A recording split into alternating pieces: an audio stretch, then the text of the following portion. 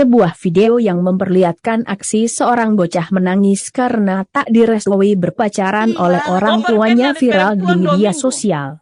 Dalam video yang diunggah oleh akun TikTok Ferdi Leonard, Sabtu, 23 Oktober 2021, tampak seorang anak laki-laki sedang menangis terseduh-seduh.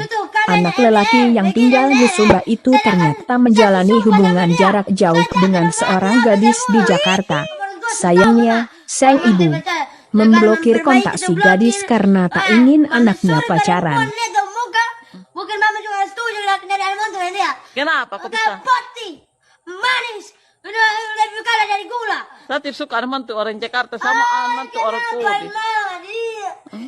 Mama, kita pengen menyamat belajar ya.